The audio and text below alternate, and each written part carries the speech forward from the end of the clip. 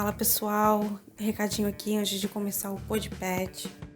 Esse episódio tá muito especial, tá tão especial que a gente teve que dividir em duas partes. Então fica ligado que a parte 2 da continuação desse episódio sai semana que vem.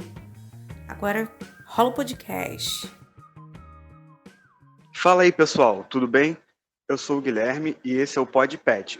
E hoje a gente tem uma mesa virtual interdisciplinar bem grande e composta por ótimas pessoas, começando pela participação da Júlia Marcelino, também petiana.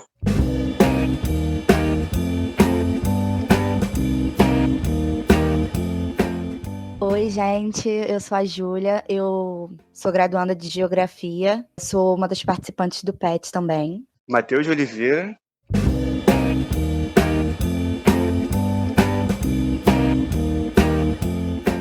Oi, gente, meu nome é Matheus, eu sou formado em História e graduando em Cinema pela FJF. Geisa das Neves.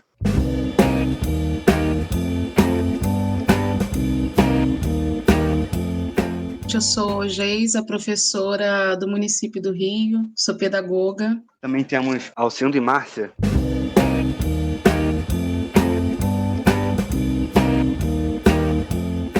Então, eu sou Márcia, pedagoga, trabalho atualmente no Centro Educacional Comunidade São Jorge, instituição que em 1986 ajudei a construir. Atualmente estou como gestora.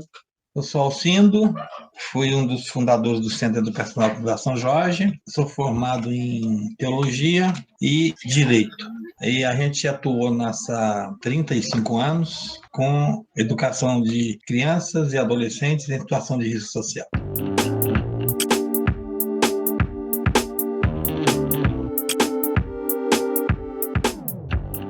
Bem, e o tema de hoje vai ser educação popular. Primeiro, para a gente entender, um pouco, eu vou falar uma breve contextualização para vocês. A educação popular, ela está presente desde os anos 20, Mas ela ganhou expressividade nos anos 70, quando Paulo Freire liderou o movimento. Ela é uma prática pedagógica problematizadora, crítica e também geradora de possibilidades. Sendo assim, um método libertador, pois tem como objetivo as classes oprimidas e discriminadas tomarem consciência de suas condições de vida e das raízes dos problemas em que os afetam. É uma teoria de conhecimento referenciada na realidade do aluno, e entendendo que qualquer ser humano pode ser um produtor do conhecimento. Ele pode ter a emancipação humana, afirmando que o contexto do aluno importa, sendo necessário respeitar a cultura, os conhecimentos populares e valores, ou seja, utilizar o saber da comunidade como base de ensino para aquele aluno. Tem uma frase que eu acho que resume bem essa explicação, que não existe saber mais nem saber menos. Existe apenas saberes diferentes, cada um com a sua cultura, cada saber sendo aplicado de uma forma diferente sobre alguma ação de um grupo social, que usa esses saberes como uma ferramenta de luta e justiça em busca de uma igualdade. Sim, Guilherme. E também até me lembrou uma frase do Paulo Freire, que ele fala que a leitura do mundo, ele precede a leitura da palavra. Então, às vezes, você fazer com que seu aluno entenda o seu mundo, leia primeiro o seu mundo, antes da palavra que seja, vai facilitar, essa conexão, o entendimento, tudo isso. Júlia, esse gancho que você falou sobre a leitura do mundo precede a leitura da palavra, eu acho que diz muito sobre educação, O Guilherme falou também sobre a diversidade dos saberes. A escola é um dos espaços de conhecimento, mas não é o único, E a gente tem uma dificuldade muito grande de perceber isso. A gente entende a escola como um único espaço, e quando a gente entende como um único espaço, todos os saberes dos outros espaços, todos os saberes que as crianças trazem antes de chegar na escola, muitas vezes é desqualificado, E tem uma hierarquia do que vale mais, o que vale menos, mas eu penso que a educação é para a gente conhecer o mundo melhor, para a gente desfrutar desse mundo, para a gente ter autonomia. Para mim, tem uma função muito próxima disso. E não necessariamente, às vezes, os conhecimentos Eu agora sou professora do município, aqui da Rede Municipal do Rio de Janeiro, mas eu trabalhei durante muitos anos com educação não formal, porque eu trabalhava no terceiro setor. Não tem só um único conhecimento, E às vezes o que a gente aprende na escola, pela forma como a escola está organizada, assim, com conhecimentos completamente eurocêntricos, distantes do que a gente vive aqui no nosso país. Às vezes o que a gente aprende na escola nem é, muitas vezes, impulsionador assim, de outros mundos para a gente. Às vezes é uma coisa que a gente não consegue fazer uma relação com o mundo que a gente vive, com as coisas que a gente quer, se interessa aprender, né? Deveria, porque tudo está muito ligado, mas às vezes a continuidade entre a leitura da palavra e a leitura de mundo tem um descompasso.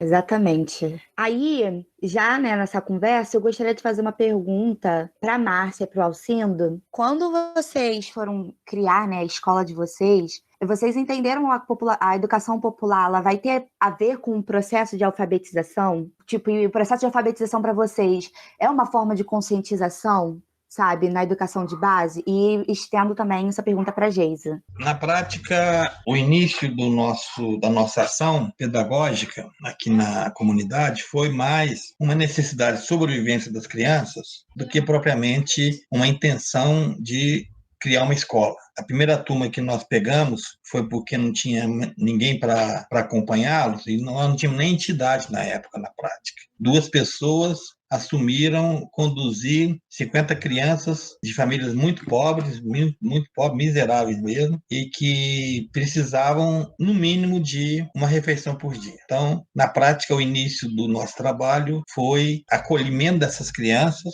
e depois do acolhimento dessas crianças é que veio surgindo a necessidade da gente ter um projeto para a educação, ter um projeto para o desenvolvimento intelectual dessas crianças, porque elas precisavam crescer e precisavam sobreviver e conquistar o mundo. Então, na prática, a nossa primeira preocupação não foi educação, foi garantir a sobrevivência dessas crianças. Então, a educação veio como uma necessidade de ajudar no desenvolvimento dessas crianças, para que elas se tornassem pessoas e cidadãs. Naquela época, a palavra cidadania nem existia ainda, né? Ela tomou força, sobretudo, a partir da Constituição. Então, naquela época, nem criança e adolescente era menor, né? A terminologia para criança era menor. Então, muita coisa mudou do início da década de 80 até o mundo que a gente vive hoje. Digo em termos de organização escolar, em termos de acolhimento, em termos de atendimento de criança e adolescente, sobretudo criança e adolescente em situação de risco social, que toda a vida foi o nosso objetivo maior. E a gente percebeu que tínhamos que fazer diferente. Éramos todos jovens, na época eu tinha 18 para 19 anos. Por que tínhamos que fazer diferente? As crianças e os adolescentes, eles não estavam conseguindo frequentar as escolas existentes, né, no próximo ao bairro Independência. E ali, as escolas formais. E ali a gente viu a necessidade de fazer o diferente. E como fazer o diferente? Construir junto com as crianças essa alfabetização. As nossas crianças, eles não tinham a figura paterna ou materna que pudesse, naquele momento, estar ajudando, né? Era utilizado o termo crianças de rua e crianças que estão na rua, né? Eles não são de rua, as nossas crianças não eram de rua, mas estavam em situação de rua. No final da tarde, da noite, eles poderiam ir para casa e lá eles teriam um lugar para ficar. Então, é diferente daquela situação que nós tínhamos também, que era os meninos e meninas de rua. Como é que nós poderíamos fazer diferente? É buscar na criança a vontade, o querer, ver a importância do estudar, entendeu? Do aprender. E a partir daí que nós começamos, principalmente por causa do Alcindo, né? Ele é que trouxe para nós, naquele momento, o Paulo Freire. E aí, então, a gente começou a estudar o Paulo Freire, na época eu fazia ensino médio, e nós, então, começamos a buscar fazer um trabalho mais nessa linha do Paulo Freire, buscando trazer a criança e o adolescente e despertar nele essa vontade, o querer estar ali naquele espaço de aprendizagem.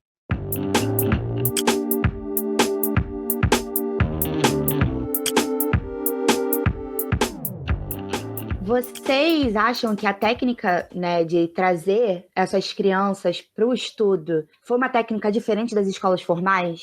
Forma em que vocês tentaram abordar os conteúdos e trazer, às vezes, as próprias experiências de vidas para aquele momento delas dentro da escola? necessariamente teria que ser de forma diferenciada. Por quê? Porque a necessidade das nossas crianças é a sobrevivência, elas se manterem vivas. E até hoje, de lá para cá, não mudou muito essa realidade, certo? Tem uma parcela da população brasileira, e não é pequena, que vive no mesmo drama que vivia aquelas crianças há 30 anos atrás, que estão longe de tudo quanto é possibilidade de estar presente nesse mundo, estar disputando um espaço ao sol. São invisíveis aos olhos da sociedade. Então, não mudou muito, né, nesse aspecto. Embora a gente possa falar que avançou em termos de formulação, né, educação e tudo mais, mas a realidade aquela realidade, ela se mantém estática da mesma situação, porque essas crianças,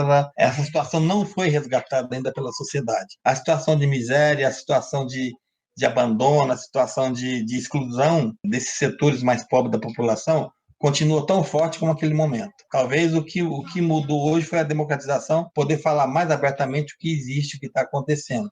Mas eu verdadeiramente acho que hoje até é muito mais cruel do que era naquela época, porque hoje a mídia ela encobre a verdade, mostra facetas da realidade que não é verdade. Ela mostra faceta que interessa, mas o grande público, ele continua, um número imenso de crianças e adolescentes continuam no submundo e não terão chance, não terão oportunidade. Por mais que a gente possa espernear, gritar, elas continuam na mesma situação. Eu acredito que nós não avançamos tanto quanto deveríamos ter avançado. Nós, enquanto trabalho pequeno aqui, nós, enquanto movimento social, nós, enquanto movimento político, nós, enquanto sociedade, a gente não avançou tanto, né? E a gente está sendo engolido gradativamente, igual nós éramos engolidos naquele momento histórico dado. Um exemplo assim que eu poderia dar, lembrei agora, já estava no início do primeiro ano de faculdade, vindo à noite, encontrei os alunos no ônibus, e era mais ou menos umas 11h30 da noite, e eles estavam com um cheirinho próprio de quem mexeu no lixo. Aí, conversando com eles, a gente já sabia que eles faziam isso. Eles disseram que tinham conseguido alimento para aquela noite, mais no outro dia, para os pais do lixo do mercado, do que foi descartado, um grande mercado que tínhamos aqui na comunidade, no município de Petrópolis. Então, eu pensei, gente, eu não posso dizer para eles que eles estão fazendo uma coisa errada, pegar o lixo ali, que não é bem um lixo, eles descartavam no fundo do mercado, e lá as pessoas até brigavam para conseguir pegar aquele alimento. O que nós começamos a fazer? Junto com eles, utilizando a cozinha da instituição, na época ainda não era uma escola, mas era da instituição, ensinando a higienizar o alimento, fazendo junto com a gente para o almoço que eles iam almoçar naquele dia, como limpar uma verdura, como limpar a carne, preparar essa carne para o seu almoço, de forma que ela pudesse ficar própria para o consumo, né? E então, assim, foi uma forma de não agredir. E ali você está trazendo, se eu chego para essa criança e começo, você não pode fazer isso, está errado, porque ele ia sair daquele espaço, como ele já tinha saído das outras instituições ou escolas que ele tinha passado. E depois, com o tempo, a gente ia conversando e mostrando para ele a necessidade, né, de modificar isso na vida dele. Como ele poderia modificar? Como ele poderia fazer diferente do que estava acontecendo com ele e com a família dele? E ali a gente poder mostrar que era através da educação, através do conhecimento que ele poderia estar mudando aquela realidade que ele estava vivendo naquele momento.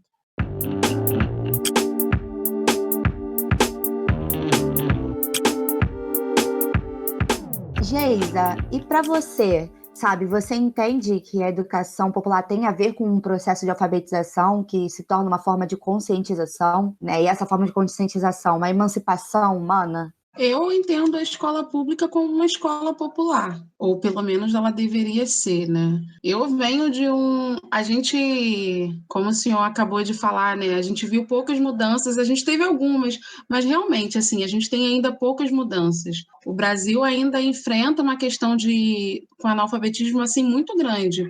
O analfabetismo que está mensurado nos dados.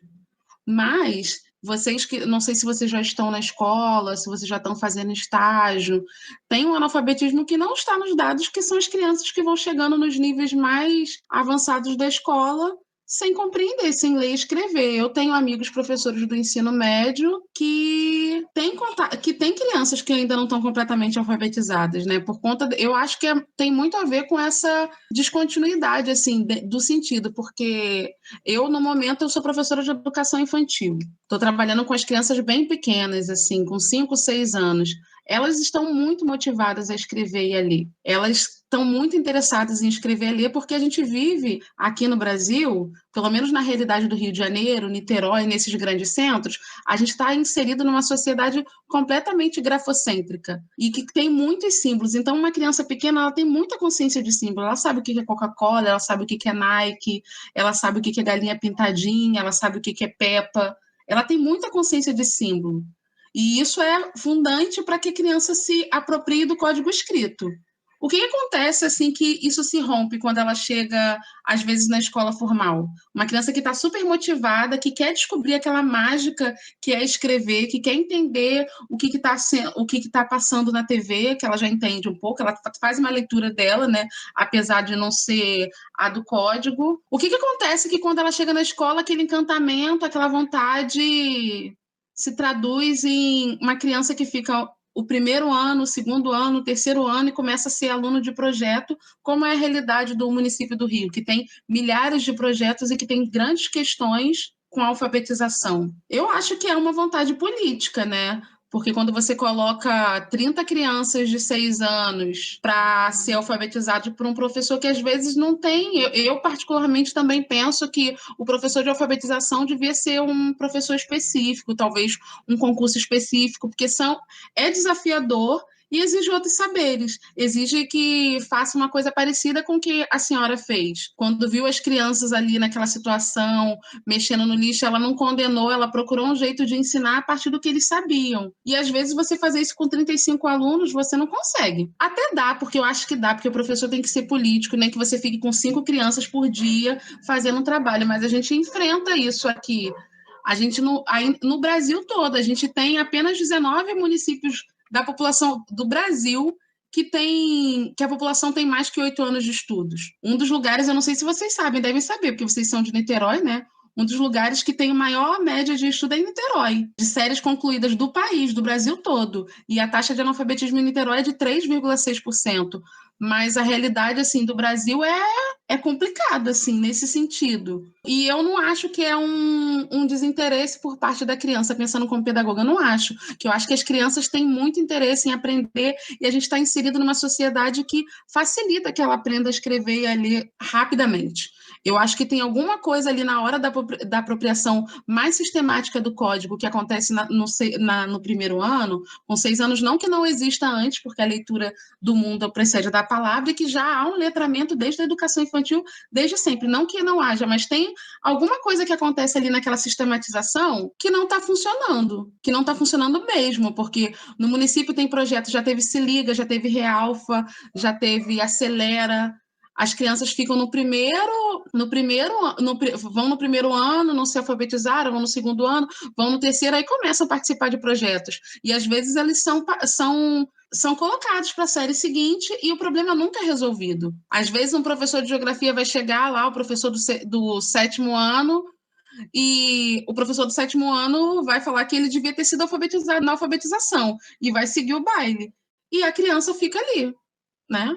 Sai da escola, porque você vai ficar em um lugar... Eu já passei por uma experiência, assim, que eu fiquei muito constrangida na época, eu não era professora do município, mas do mesmo jeito eu fiquei completamente envergonhada de uma senhora da instituição que eu trabalhava, que o filho dela, chegou para matricular o filho, ele era um menino que na escola tinha muitos problemas, assim, aprontava pra caramba, era terrível, era super danada, ele estava com 14 anos, ela não sabia ler nem escrever, ela se virava nessa sociedade, mas ela é uma pessoa que já tinha se evadido da escola bem cedo, apesar de ser jovem, ela deve ter uns 50 e poucos, assim, ela não sabia, e aí ele ficou nessa escola desde a obrigatoriedade, né, que agora é a partir dos 4 anos, até os 14.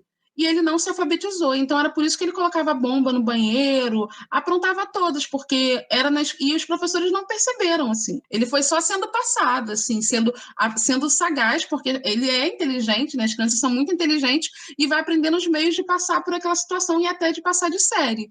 E aí ela me perguntou assim, mas como assim ninguém viu? Que ela questionou isso na escola.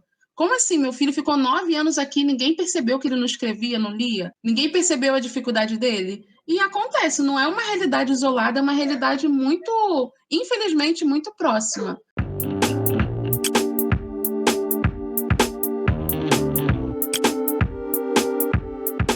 Realmente, antes da gente pensar num contexto geral, tem muitos pontos para perpassar para chegar, né, até essa questão que a gente está abordando. Essa parte da alfabetização, desde a infância até a parte que a gente fala de jovens e adultos, né?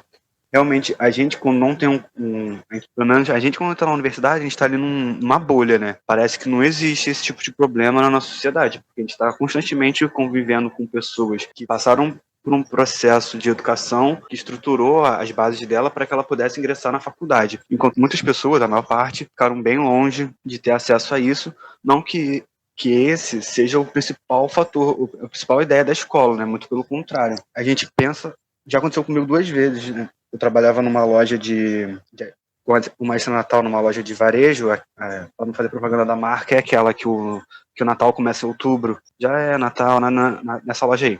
E tinha a moça da faxina, que ela era uma funcionária terceirizada da loja. Então, no momento de almoço, o pessoal estava assim, mostrando um meme no celular, passou para ela e mostrou para ela. Ela olhou pro telefone, riu, assim, meio sem graça e foi embora. No momento eu achei que ela não tinha gostado do que mostraram para ela. Depois o coordenador da loja falou que, gente, essa moça aqui, ela não sabe ler, ela sempre trabalhou com trabalhos, assim, mais braçais, voltados à faxina, ela nunca estudou, nunca teve acesso a esse tipo de informação. E ela fica muito constrangida de demonstrar isso na frente das pessoas. Então, quando vocês forem mostrar alguma coisa para ela, ou vocês já chegam lendo ou não mostram mais, porque essa parte da pessoa não entender que ela não teve o acesso, não foi porque ela não quis, foi porque ela não teve essa possibilidade. E essa é uma barreira muito difícil de romper ainda hoje. Na escola, a gente tem que ter essa sensibilidade mesmo, para não constranger e colocar o pai para fora, porque existe essa realidade. Tia, me fala o que está escrito, a gente tem que estar atento, assim, sensível para perceber, assim, o que está mesmo que eu estou sem óculos ou coisas do tipo. E muitas vezes é uma família que não está alfabetizada, assim, que acontece. Essa sensibilidade para não constranger e não afastar mais ainda é muito importante.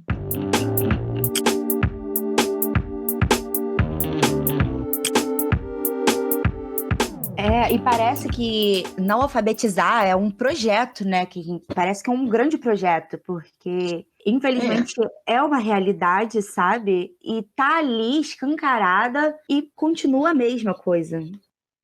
É um grande projeto mesmo. Não é crise, não, é projeto político para continuar.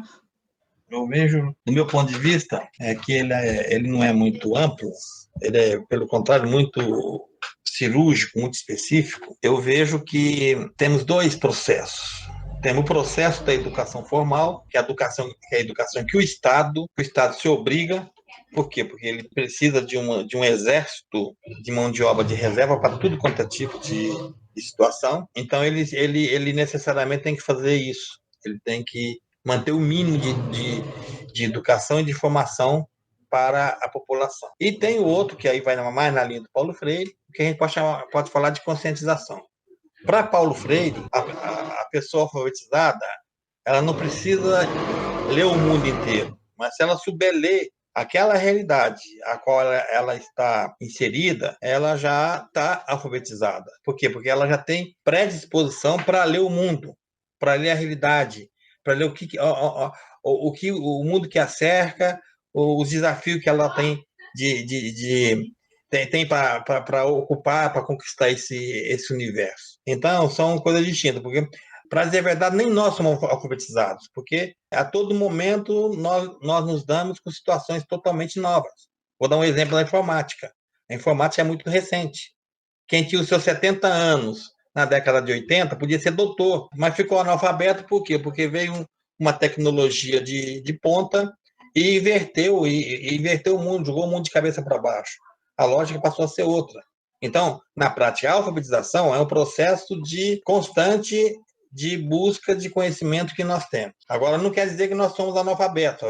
Talvez nós sejamos analfabetos para uma ou outra situação. Mas o que, no meu entendimento, o que caracteriza a pessoa não deixar de ser analfabeto, mas ela passar a ser alfabetizado, é no momento em que ela se vê como sujeito da história dela mesma, e ela passa a buscar conhecimento, ela passa a buscar o mundo a partir de uma busca intrínseca, muito pessoal dela. Então, são coisas distintas. Agora, eu tenho certeza que o Estado ele não se preocupa em alfabetizar as crianças para se tornarem pessoas melhores. Ele se preocupa em organizar escolas para ser exército reserva de mão de obra. Isso é o projeto de educação do Estado. Por isso que basta a gente pegar os últimos 4 anos, os últimos 5 anos, sobretudo quando a Dilma saiu. Eu posso falar de cadeira. O segundo governo Dilma, a facilidade das escolas conseguirem material, conseguirem respaldo para a educação no Ministério da Educação, era muito mais fácil. De lá para cá só vem minguando. Todo ano eles tiram equipamentos, eles tiram recursos das escolas, retiram professores. Hoje nós temos uma dificuldade muito grande até em manter professores em sala de aula, porque o déficit é muito imenso. Então, um adolescente que está, por exemplo, no primeiro ano do segundo segmento, vamos dizer assim, se tiver que ter 50 aulas de geografia durante o ano, ela vai ter 15, 20 e passa a mão no topo. Por quê? Porque o Estado não está preocupado em passar conteúdo para as crianças, para esse adolescente. Então, a gente tem que separar o que é educação popular, qual é o desafio da educação hoje, do cidadão, e o que é o projeto da educação formal do Estado.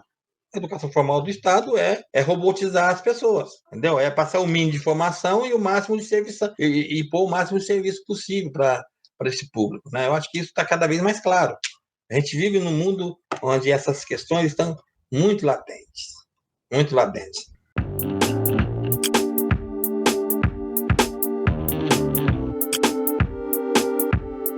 Eu acho que, em relação a isso, assim, esse projeto político, o que a gente vive, né, na educação é, com certeza mesmo, eu acho que vale também a gente pensar que com a quem foi chegando na escola e nas universidades esses últimos anos, né? Eu acho que a gente também não pode deixar de racializar.